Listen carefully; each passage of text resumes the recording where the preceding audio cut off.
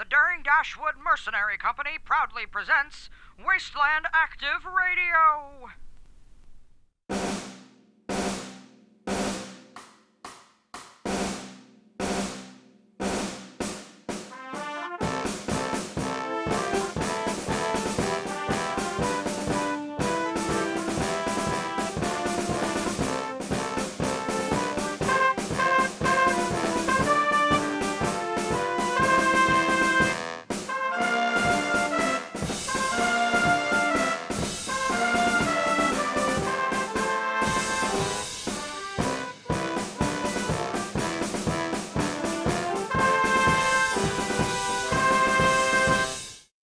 Ladies, gentlemen, boys, girls, friends beyond and between, welcome back to Wasteland Active Radio.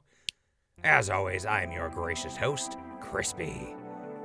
I'm always glad to be back behind the mic, talking to all of you, my dear listeners, and supporting the Dashwoods as they press forward to face Mackelin and his army of super mutants. We're still currently holding position along the border of Wyoming, and I gotta say, the sunset on the Rockies is a beautiful sight. Really, you ought to check it out if you ever get the chance. Do I sound a little happier? A little more mellow? I don't know what it is. Maybe the mountain air. Maybe just remembering how happy I am to be working with the Dashwoods again. Regardless, it's a good day, so let's get back into the mix, dear listeners. More super mutants are taking shots at us, and they're manipulating local settlements to lure in travelers, while the Dashwoods hope to remove Macklin's influence. More on that in today's announcements. It's getting so cold the Mojave's getting jealous. Let's see if Bucket sees the script flipping in this week's weather forecast. Macklin's army is gaining ground, the Dashwoods are trying to root out a raider clan, and the Moose Men are getting restless. More on that in today's local news. Do you like tanks? Do you like body armor? Then Johnny has some amazing news for you in this week's Tech Tips. Somebody get an exorcist. World War I is still haunting us as Siobhan reminds us to appreciate clean socks in this week's Wasteland Health. After a little music break, Atlas heads back to the kitchens in this week's On the Scene. And finally, I get the most accident-prone member of Major Walsh's 19th, Private Miller, in the studio for this week's Open Table. With that on our menu, let's start with our first course in this week's announcements. In today's announcements, the super mutant presence has never been higher as the Dashwood Scouts slip through the Wyoming wilderness. According to Captain Holtz, groups of up to 20 super mutants have been spotted, roving through the area by night. When asked for a comment, Captain Holtz was quoted as saying, "These groups of super mutants typically have one larger super mutant among them that seems to call the shots. While loosely organized, they're organized nonetheless." End quote. After a meeting between Major Walsh and the rest of the Dashwood officers, security measures are being put in place. And that's kind of all I'm allowed to say about that. What about if I can't. It's gonna be a short show if I don't jazz this up. Aha! Yeah.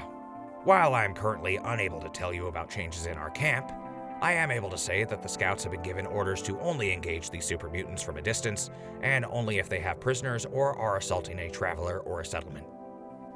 This, however, leads into our next news story. Dashwood scouts attempting to make contact with the town of New Lusk have discovered that the town has been taken over by super mutants. While it may not look that way from the outside, a distressed and exceedingly brave citizen has made the Dashwoods aware of the situation inside. According to a representative of the neighboring settlement of Boxville, in the past 2 months, travelers to New Lusk have not been returning. Plans of how to liberate New Lusk are already underway. Until the Dashwoods have successfully ousted the super mutants in control of New Lusk, we here at Major Walsh's 19th and Wasteland Active Radio urge everyone to stay away from New Lusk. Kind of a scary thought, if I'm being honest. Make sure to stay away from New Lusk if you know what's good for you. That sounded way more threatening than I intended. Please just stay away from New Lusk for now. We'll have updates as things progress. Until then, that was our final announcement, so let's go over to Bucket for this week's weather forecast.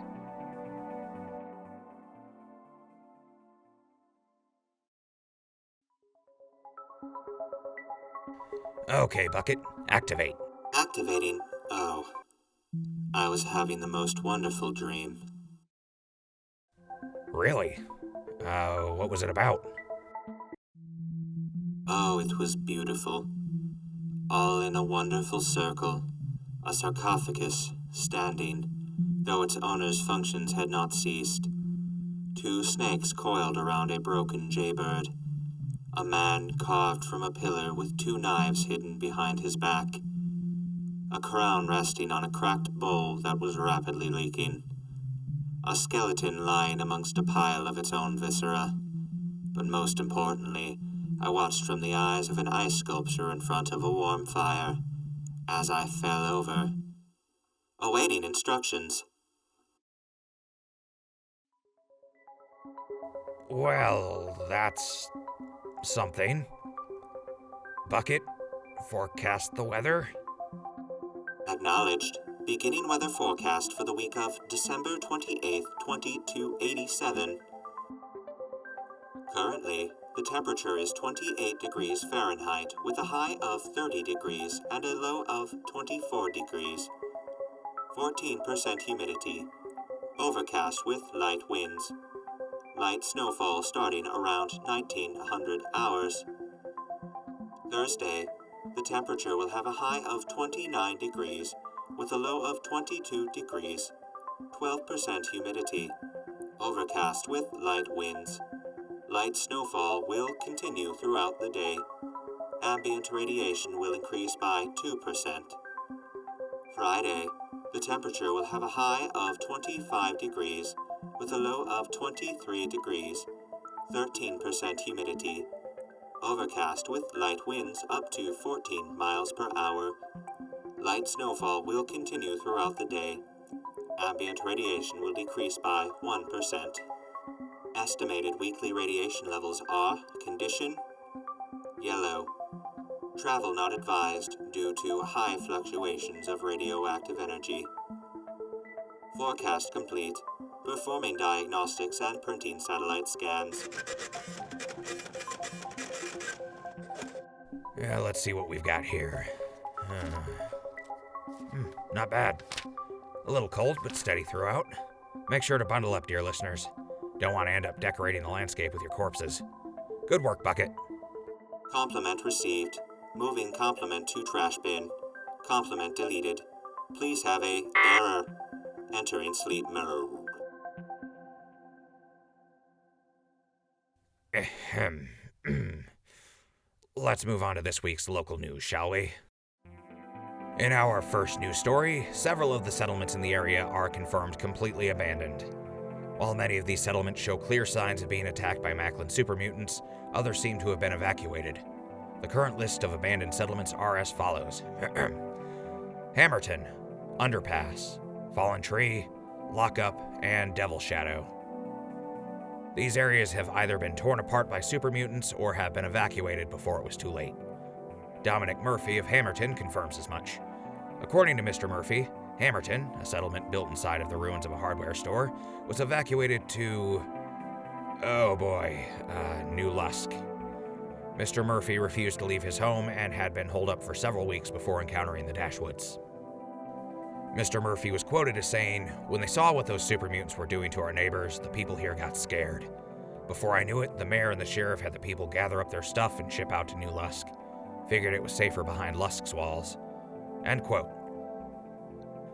Mr. Murphy refused to leave with the Dashwood scouts who found him, but asked them to help him barricade the entrances before they left. After doing so, Mr. Murphy explained that he would guard the town from any looters or raiders until he felt things were all clear. So keep that in mind if you happen to find a surprisingly well-fortified hardware store in Wyoming. You might just find yourself on the wrong end of the gun. In our next news story, the raiders that have been harrying the roads are still at large. The sites they patrol appear to be the northeastern roads between Wyoming and South Dakota, though there are also reports of them further south as well. Additionally, the raiders seem to make their move around sunset, so keep that in mind if you're traveling through the area. These raiders seem to only hold their victims at gunpoint and take whatever possessions they're transporting before letting the victims go. There have been no reports of these raiders killing anyone, which has left the Dashwoods investigating this matter scratching their heads. The Dashwoods are currently operating under the idea that they may be, in fact, a group of tribals protecting their territory. However, there are no known tribal groups in the area. This all seems kind of weird to me, dear listeners, especially after facing down death in a vault full of raiders. I'm starting to think the tribal theory is probably right, but like I mentioned before, there are no known modern tribes in the area. However, the Midwest wasn't hit all that hard during the war.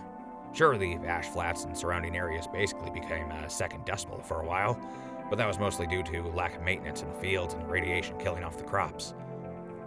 Maybe some of the old reservations were spared the worst of the nukes. Who knows?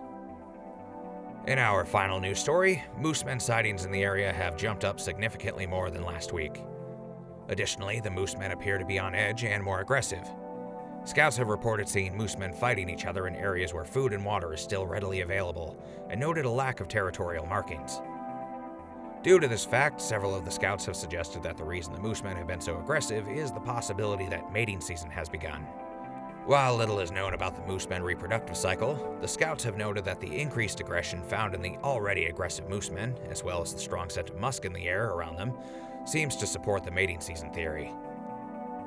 Some people have argued that it can't be mating season in the winter, and that it is instead just moosemen protecting pregnant female moosemen.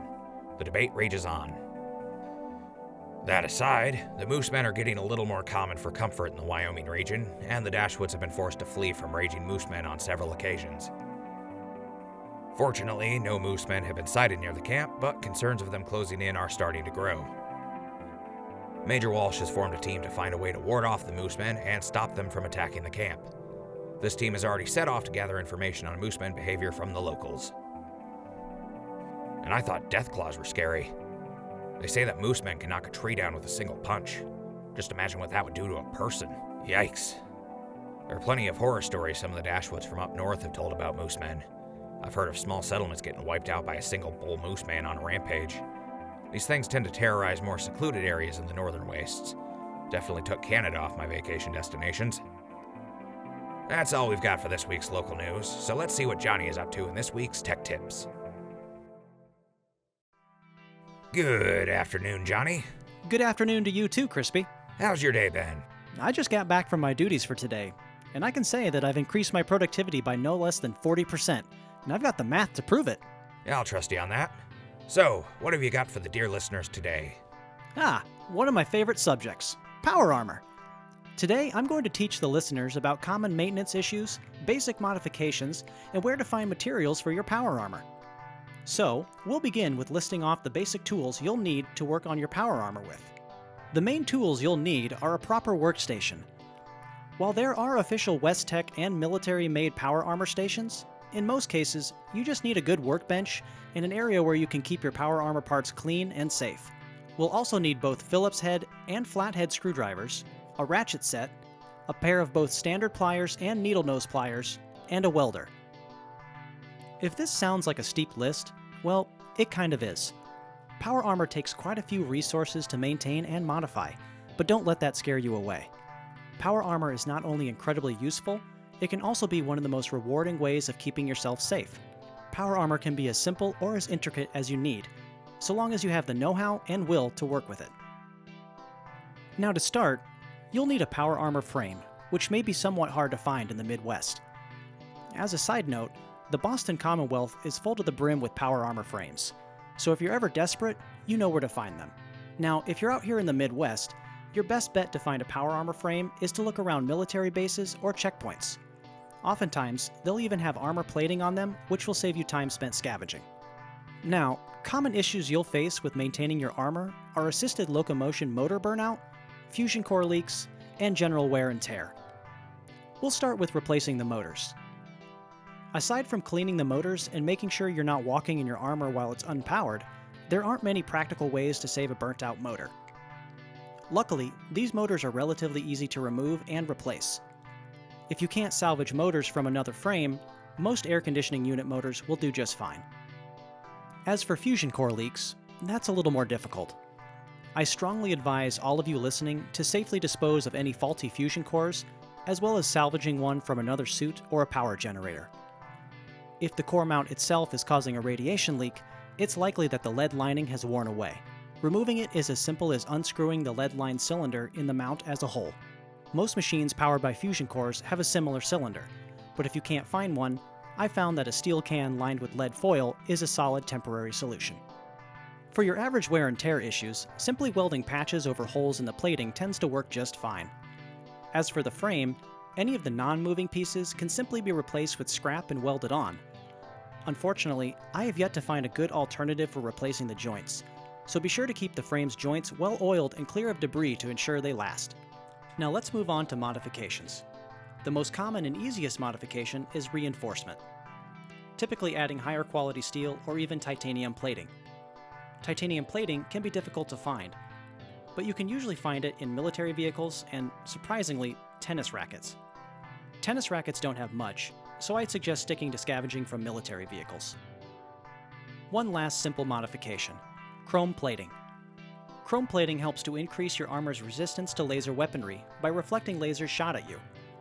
Now, the best way to get true chrome plating is by using a method called electroplating. But if you're not well versed in electrolysis, you can always use the bumpers salvaged from high-end cars. Just be sure to polish them to a mirror finish, or the plating won't work properly. Well, that's all I have for you today. Thanks for listening.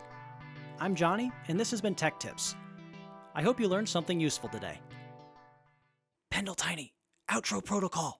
Goodbye for now. Yeah! Nice. Thanks, Johnny. You know, I've always thought power armor was pretty cool. Even convinced Johnny to let me try a set on once. I don't know how the kid can wear that all the time. I almost broke my legs just trying to walk. Anyway, with that in mind, let's walk on over to Siobhan for this week's edition of Wasteland Health.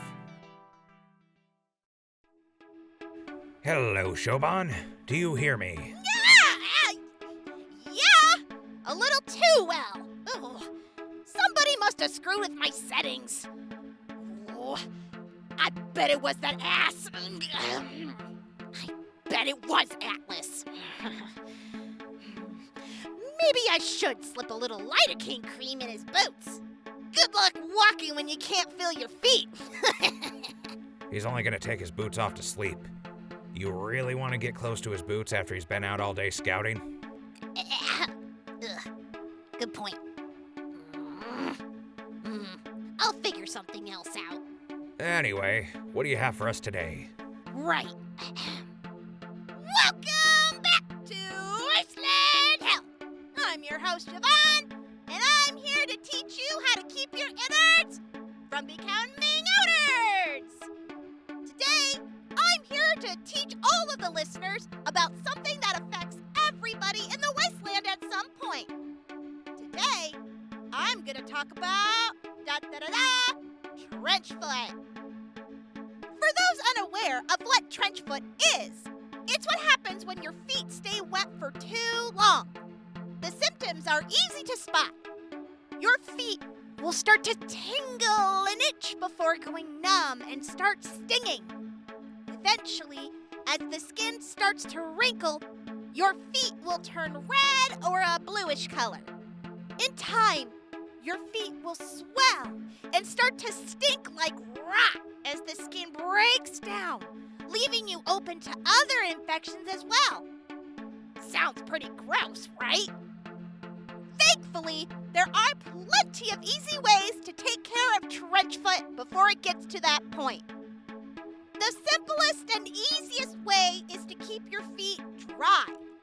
Obviously, you can do this by making sure you don't have any holes in your boots and by avoiding walking in deep water. You should also be sure to keep your socks clean and dry as well.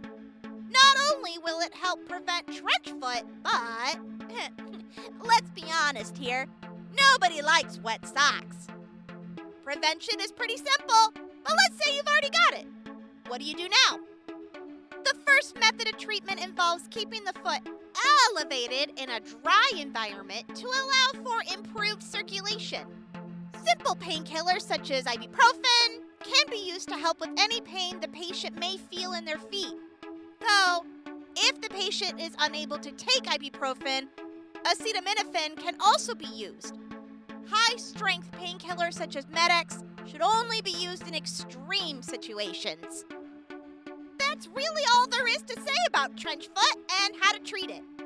Even though it caused a lot of problems in World War I, treating and preventing it is quite easy when you've got the time and resources to do so.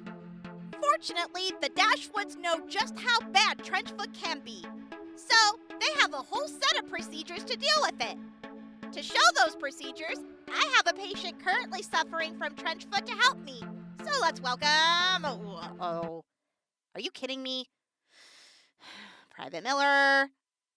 Again. Hi, Lee again. What's up, Doc? Of course you would get trench foot, Miller. What can I say? I like sleeping with my socks on. Do you at least switch them out for clean socks before bed? Why would I do that? My socks are already worn when I go to bed. As we can see here, we have an example of what not to do. As the weather gets colder, it's understandable to want to sleep with your socks on. Just make sure to wear a clean pair of socks when you do so. All right, Miller. Take off your boots and socks. All right. Ooh, that air's brisk. For frick's sake, Miller! How long have your feet been like this? About a month now. I only came in because of this. Oh, is that your toe? When did that fall off? This morning. I figured it was bad, but I didn't feel it, so I just got breakfast before coming to the medic tent. I've been waiting a few hours. That's awful! I know, right? I've been waiting all day, but I get it. That guy with the spike back quills through his chest is more of a priority. I hope he's alright. Okay, alright, you've gone past trench foot and right into gangrene. We might have to amputate. Oh, that sounds bad. You could try to show some concern for your own health, Miller. You lost a friggin' toe and you might lose the whole foot. At least my feet won't get tired if I have prosthetics. That's not how that works. Wait. What do you mean, feet? Oh yeah, my other boot. Uh-oh, that doesn't look good. It's just full of maggots.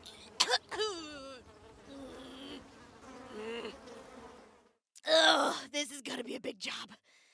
So, that's all for Wasteland Health for today. Remember, change your f***ing socks. Hey, what are you doing with that torch? I'm sending those socks to hell! Well, that's unfortunate. Let's hope Private Miller makes a full recovery. And now is a perfect time to put on some music to take our minds off of the body horror that is Miller's feet. Let's try Dion and the Belmonts, The Wanderer. Enjoy, dear listeners.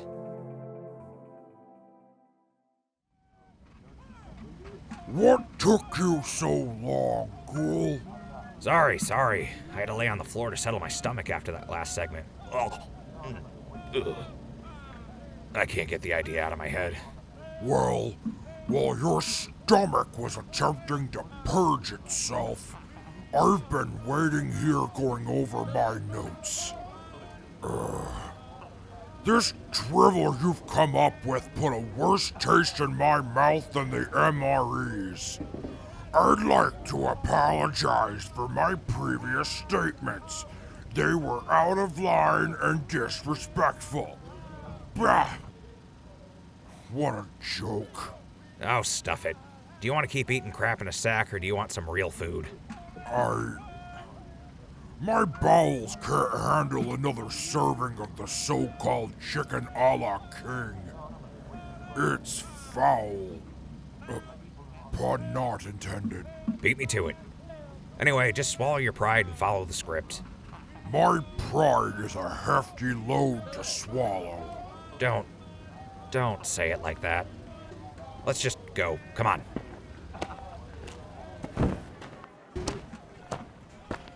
Hey, what the fuck did I tell you, musclehead? Get the hell out. Hold on a second, Sarge. Atlas came here to apologize. Did he now? That's a fucking surprise. All right, let's hear it. I would like to apologize for my previous statements. They were out of line and disrespectful. Please allow me to eat your food again. See? He's sorry for what he said before. Will you serve him food again? Nah. Nah? What? Why not? You think I'm fucking deaf? I heard him practicing the shit outside. What'd you do? Write a script up for him? He didn't mean any of what he just said. Come on, Sarge. You made your point and he's sorry. Have a heart, man. Fuck off with that bleeding heart shit. I gotta get back to work. Enjoy your MREs, jackass. I heard they're handing out Brahmin enchiladas for dinner. I'm sorry. Please forgive me. My stomach can't take any more of those terrible meals. I never should have insulted your cooking. I didn't know what bad food truly was until I was subjected to those terrible meals in a sack. I'm sorry. Holy crap, Atlas. Are you serious right now? I can't keep eating those MREs. They'll be the death of me. My pride means nothing if I die of starvation. Please, Sgt Trussardi, please forgive me. Gross. All right, fine. I'll serve you food again, on one condition. What are your demands? You show my staff some love on your radio thing. They deserve it. Yeah, that sounds pretty reasonable. What do you think, Atlas? More than acceptable. I humbly accept your offer. Great. Now get off my floor. You look pathetic. Yes, and I certainly feel the part. Hopefully my humiliation will be worth it. Yeah, whatever. I gotta get back to work. Don't make me regret letting you back in here. Hey, what the fuck are you doing with that sauce? If that shit goes cold, it's all you're gonna be drinking for the next week. Well, of all things I thought I'd never see, you prostrating yourself in front of Trussardi would definitely be somewhere near the top of the list. Desperation makes beasts of us all. I'd eat broken glass rather than subject myself to another MRE. Ah, come on, they're not that bad. Of course those sacks of wretched animal feed would appeal to someone who has, quite literally, eaten from the picked-over corpse of a rad stag. It was free. What did you want me to do? Leave it? You're no better than a crow-eating roadkill, you filthy scavenger. Gah! Bah! Enough of this. I need to prepare to interview Trussardi's staff members.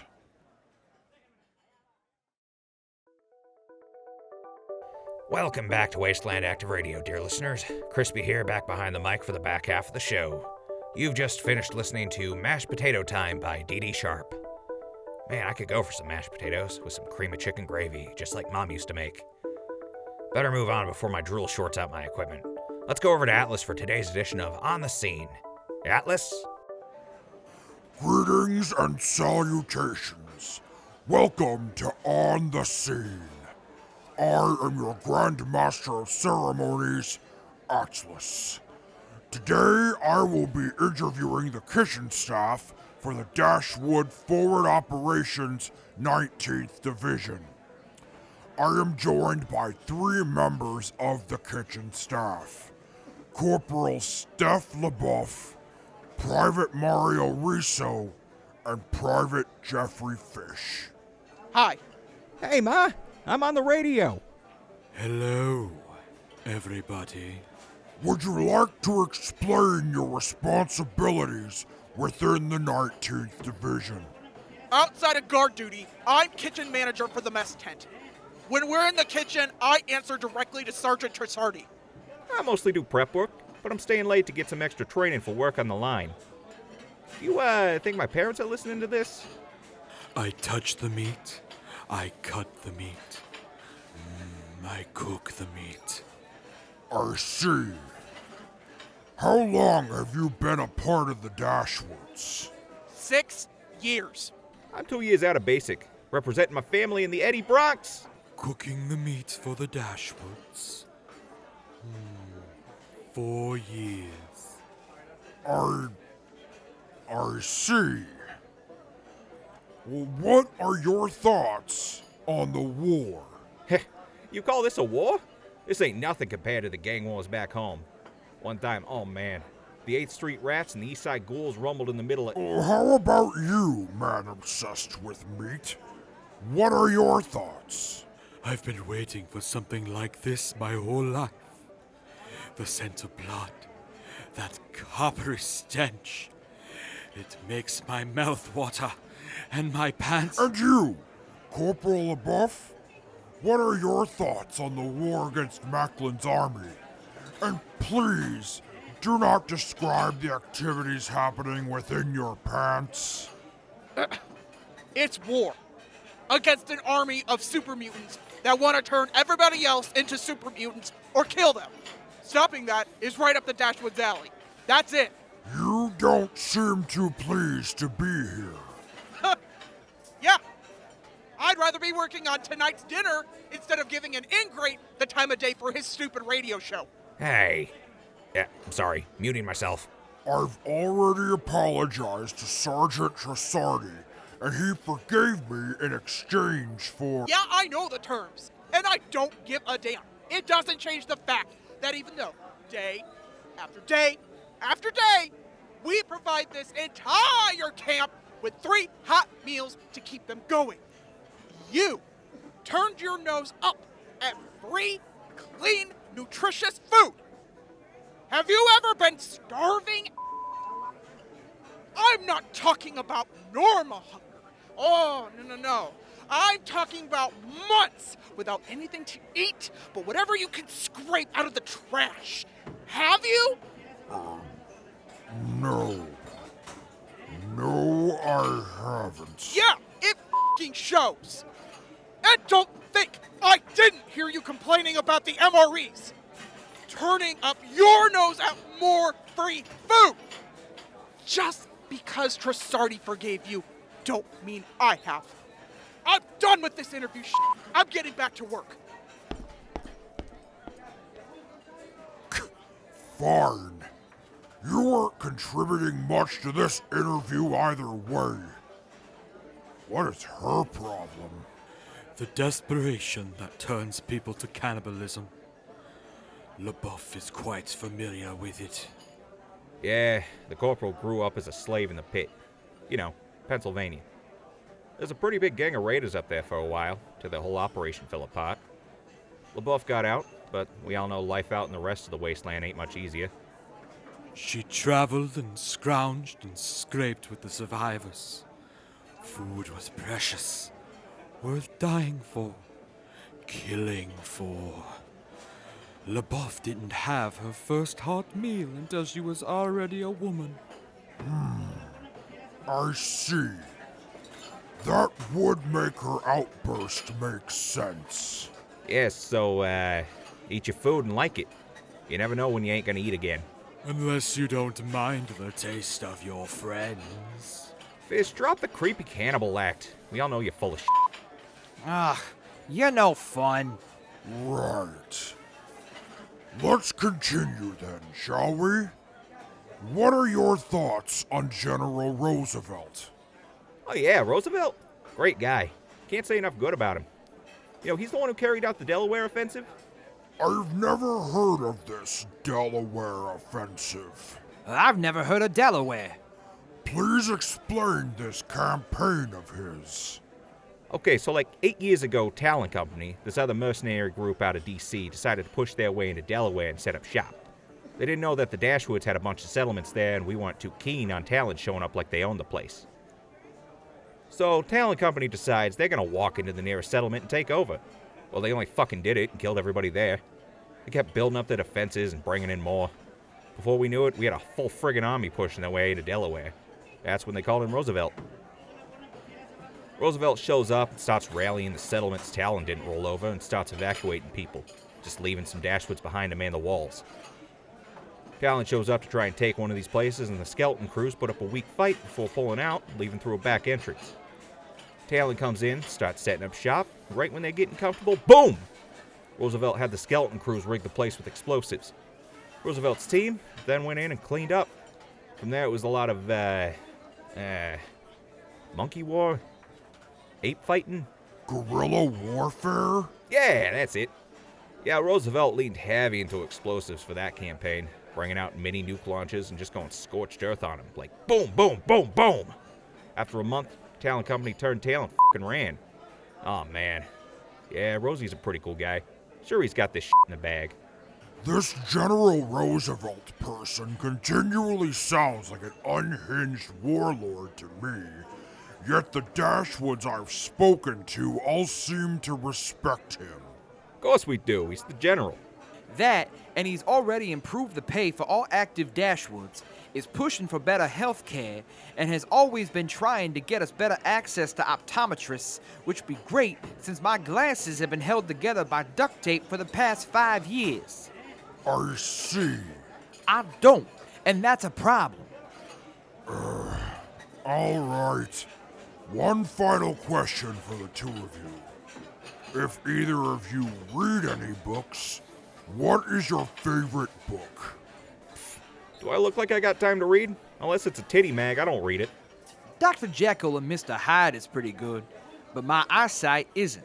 I gotta have people read to me. You'll get points for trying. Thank you for your time. Of course.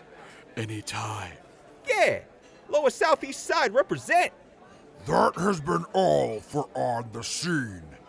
As always, I have been your Grand Master of Ceremonies, Atlas. You're welcome. Thanks, Atlas. I didn't see that interview ending as civilly as it did. Nice bit of turnaround, don't you think? Well, with that, it's time for today's Open Table with me, Crispy. Alright, come on. Oh, right. Sorry, dear listeners, but I was gonna interview Private Miller for today's Open Table interview. Unfortunately, during the break, I was informed that Private Miller is currently recovering from, and I quote, having the rotting soles of his feet scraped away before the gangrene got in too deep. End quote. This is awkward. Really only prepared to have Miller in here.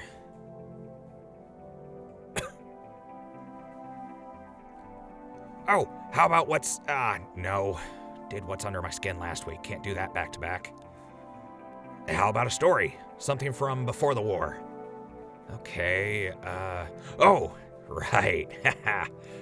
Okay, so back before the war, I had a friend named Francis Jones. We all called him Jonesy. Anyway, Jonesy was having his bachelor party for his third marriage. He got married right out of high school, got divorced 2 years later when he cheated on his wife. He got married to his mistress, but she took him for all he was worth, and then she dumped him.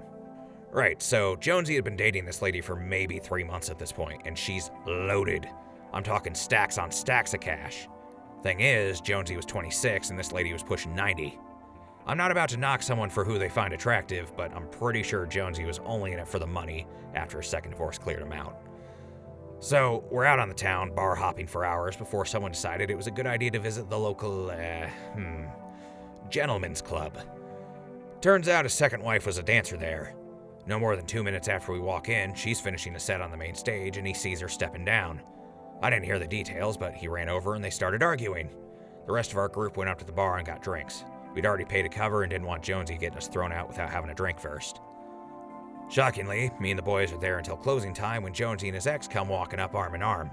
Jonesy's ex says some of the dancers were getting together for a party nearby, and we were invited. Obviously, being drunk and wanting to party with, exotic dancers, we went with. So, Jonesy's ex led us down the street to a seedy hotel just big enough to have a penthouse suite. Well, we get inside, and sure enough, Jonesy's ex's fellow dancers are there just living it up. There was plenty of alcohol, plenty of, snacks, and we all just went crazy for the next hour before some guys come and break down the doors, guns in hand. Turns out, Jonesy's ex had a new boyfriend, and this guy owned the hotel we were in. He wasn't too happy to learn that his girlfriend was going behind his back with some other guy. So, he kicks the girls out and keeps us at gunpoint on the couch while his boys look for his girlfriend. We hear the girlfriend, Jonesy's ex, freaking out, and she storms into the lounge's suite wearing nothing but the bedsheets. But Jonesy is nowhere to be found. These two start going at it. He accuses her of cheating, she accuses him of being a paranoid control freak, which, honestly, they were both pretty accurate. But she won't say where Jonesy went. These guys turn the suite upside down. All the while, me and the rest of the boys are sweating it out on the couch wondering if we're about to die. Well, another hour goes by and Jonesy still isn't turning up, and the owner of the room gets sick of us stinking up the place, so he kicks us out.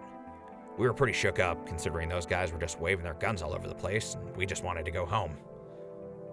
A late-night phone call and a taxi ride later, we're all back where we belong, and we pass out. The next morning, I woke up with a nasty hangover and tried calling Jonesy's number, but didn't get an answer. Called around to the rest of the group, but none of them had heard anything either. Until the 5 o'clock news came on and we saw Jonesy standing on the edge of the hotel where we were at, naked as the day he was born. Turns out he snuck out the window when he heard the doors get kicked in and was planning on staying there until the coast was clear. Except those guys never left and Jonesy was too scared to move. So Jonesy was on the western side of the building, which was just dark enough to hide him until the lunch rush came in. Somebody spotted him and thought he was trying to off himself, so they called the cops. Took 6 hours to get Jonesy down from there since the building owner wasn't cooperating, and Jonesy didn't want to risk going through the window with the owner and his goons waiting for him. The fire department had to get a cherry picker up there to pull that idiot down. Classic Jonesy.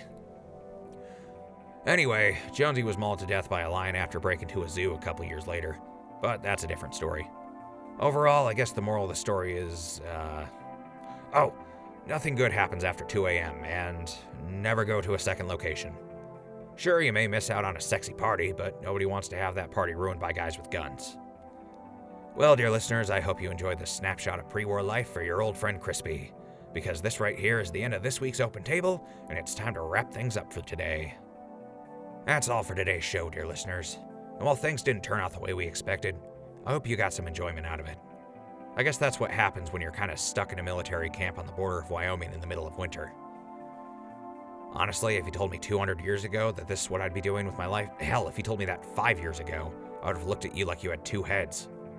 Assuming you only had one. In the end, we're going to be there for you, dear listeners, and so are the Dashwoods. The daring Dashwood Mercenary Company has settlements all over the eastern wastelands and contracts with plenty more. The Dashwoods strive to maintain their values of honor, compassion, loyalty, and community in all that they do and are fighting to help build the wastelands into something a little less wasted. If you're looking to join up, just ask around at any Dashwood-sponsored settlement. We'd be glad to have the help. Before we shut things down for today, I'll pass on a few more words of wisdom to all of you out there. You never know what someone's been through. That guy mad at you for throwing out half-eaten food might have suffered from starvation growing up. That lady freaking out at your loud music may have been shelled by raiders. Or that person you bumped into but won't let it go after you apologize might have just lost someone important. We're all people with problems and nobody is perfect. So maybe those jerks out there are good people going through something harsh. Or maybe they're just jerks and you had nothing to do with it. That's all for today, dear listeners. This is Wasteland Active Radio with the Daring Dashwoods Forward Operations Team, 19th Division. Crispy, signing off.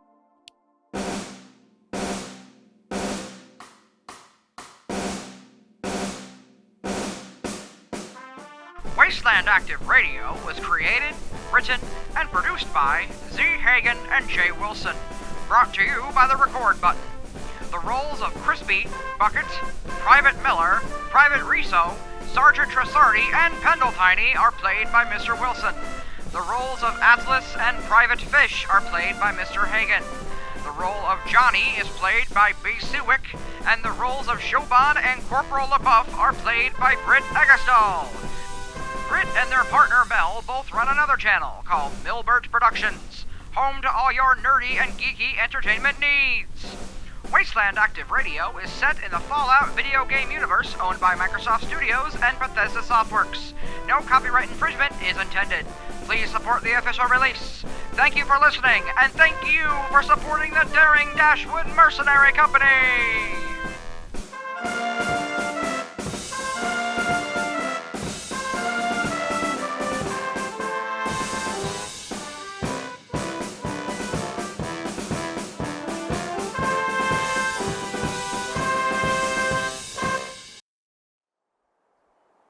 Jeez, that sounds awful. How bad is it?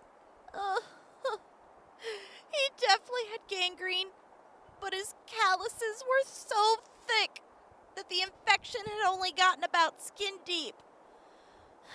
We scraped away about a pound of dead tissue and maggots.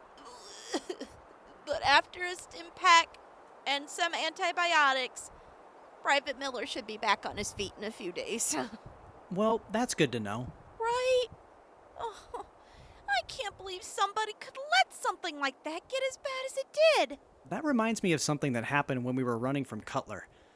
Back before we met you. So, Atlas had been eating nothing but this dry-aged Brahmin haunch for the past several days, and his breath was awful. More so than usual? Yeah, but it was so bad that he started attracting bloat flies. Atlas didn't seem to think it was him until they started ignoring us and going right for Atlas. It was so bad that Crispy said they could smell Atlas's breath all the way through the fourth wall. We had to stop and scavenge for toothpaste to take care of the problem. Ha!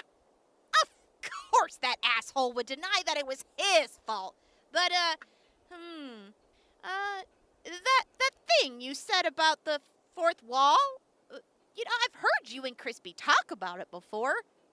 What is it? Oh, right. Yeah, Crispy mentions it every now and then, but he doesn't really like to talk about it. So if I remember right, Crispy said the fourth wall is what separates us from the audience. The people who listen to the show. I guess that makes sense, but I don't get why he doesn't like to talk about it. I asked the same thing, but it's not the listeners. It's the audience. What's the difference? Crispy says the listeners exist in the wasteland, while the audience exists beyond the wasteland. Like what? Overseas? Not quite. I think it's more metaphysical than literal. What? Like aliens? Maybe. Crispy described it like a stage play, where the four walls are the, backdrop? I think that's right. The backdrop for the stage, and, then the walls to the left and the right. The fourth wall is what separates the stage from the people watching, the audience. So what? Crispy thinks none of this is real. Are you sure he's all there in the head? He's over 200 years old, and I hate to say it, but he might be going senile. I've been worried about that too, but sometimes it makes sense. Oh, not you two. Hear me out. Think about it. I came back to Station Hill right when the Radhopper swarm was attacking. I would have been back earlier, but I got wrapped up dealing with raider camps that just seemed to show up out of nowhere. And the tornado. None of us should have survived that, but many of us did. Now that you mention it, when I was disguised as my mom, Scud wanted to keep expanding our influence west. I was about to let him do it, but instead, on a whim, I told him to go south. Going west would have made more sense. There were plenty of raider clans we already knew about that had wanted to join up. We didn't have any connections in the south. And the broadcast. I don't know shit about radios, but what are the chances that Crispy broadcast Atlas killing Scud right when some of the blood drinkers, who just so happened to have a recorder on them, were listening to the radio? Or the fact that Major Sterling was captured by slavers and sold to the Wire Clan right when Houndstooth happened to be watching. Or how the mayor of Little Drink was murdered the night we arrived. What are the chances of that? It's just too convenient. Crispy has pointed that out to me before, but he says not to talk about it. Why not? He's worried that if the audience realizes that we don't think that any of this is real, they won't want us around anymore. Crispy says that if the audience leaves, we might get canceled. Canceled? What do you mean? Like, killed? I don't know. But one time Crispy got drunk and talked about how the audience is the only reason we're still around. Once they're gone, what happens to us? It got me thinking, and this is just a hypothesis. Maybe we only exist because the audience is paying attention to us. So if the audience leaves, we die. Technically, though I think it would be more accurate to say we'd stop existing. So what you're saying is that none of this is Hey, Johnny, Siobhan. Haha, glad I found you. I brought that Nuka-Cola I promised you, Johnny. But that's a jug of bleach. Is it? Whoops, my bad. Silly me, just a classic goof. Johnny, what the fuck did I say about talking about you-know-what and the you-know-who? Are you trying to get us all killed? How much did you tell her? Siobhan, what did he tell you? Oh, he told me stuff about the fourth wall. Shut the fuck up! Excuse me! Who the fuck do you think you— Do you want to die? Because that's what's gonna happen if you two don't keep your mouths shut. You crazy kids and your crazy stories. I'm never gonna understand you two lovebirds. Crispy, don't! Oops, almost let the cat out of the bag with that one. Oh man, look at the time. I gotta run. And remember, you two, sometimes the only thing standing between you and complete annihilation is keeping the name of God a secret. Right. Yeah. Sure. Oh, you two. Please don't cancel us. Please, I'm begging you. They don't know what they're talking about. They didn't mean anything by whatever they said. Please, they're too young to die. I don't want to die. None of us do. Please just drop this. Okay? Okay?